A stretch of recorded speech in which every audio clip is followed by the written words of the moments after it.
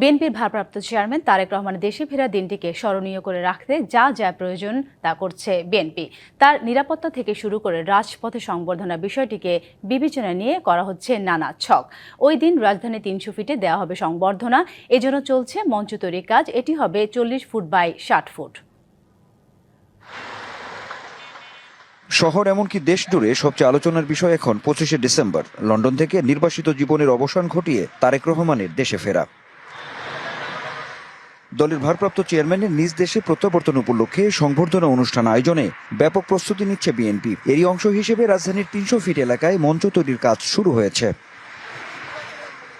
বিশ্ব রোড থেকে পূর্বাচলমুখী ৩০০ ফিট সড়কের একটি অংশ নিয়ে মঞ্চ তৈরির কাজ চলছে, যেটি ৩ দিকেই খোলা থাকবে। মঞ্চের নির্মাণ কাজ দ্রুত শেষ করতে দিনরাত কাজ হচ্ছে বলে জানালেন দায়িত্বপ্রাপ্তরা। আমাদের প্রস্তুতি ইনশাল্লাহ মোটামুটি আমাদের সব মশার বিরুদ্ধে সুরক্ষা দিতে এলো বসুন্ধরা এক্সট্রিম অ্যারোসল। মশার বিরুদ্ধে এক্সট্রিম সুরক্ষা। স্টেজের কাজ 50% হয়ে গেছে।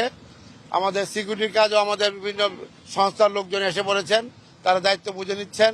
মানুষ তারেক জিয়ার অপেক্ষায় আছে, তার একটি কথা শোনার অপেক্ষায় আছে, সশরীরে তাকে দেখার অপেক্ষায় আছে। তারেক রহমানের দেশে ফেরা নিয়ে ব্যাপক উৎসাহ উদ্দীপনা বিরাজ করছে সবার মাঝে। বললেন, এতে কোটি জনতার সমাগম ঘটবে। সারা দেশ থেকে মানুষ আসতে একটু এখানে কষ্ট হবে, তারপরেও মানুষের এই কষ্টটা সার্থক হবে যে নেতা সহি সালামতে দেশে আসলে 17 বছরের যেই আকাঙ্ক্ষা আমাদের বুকের ভিতরে এই 25 তারিখের মাধ্যমে সে আশা পূর্ণ হবে ইনশাল্লাহ। ঢাকায় নেমে পথে জনতার মিছিলের মাঝখান দিয়ে তারেক রহমানের গাড়িবহর যাবে ৩০০ ফিটের সংবর্ধনা মঞ্চে। দলের নেতাকর্মী আর শুভাকাঙ্ক্ষীরা ভালোবাসায় বরণ করে নেবেন শহীদ রাষ্ট্রপতি জিয়াউর রহমান ও বেগম খালেদা জিয়ার জ্যেষ্ঠ সন্তানকে। Anwar Hossain, DBC news, Dhaka.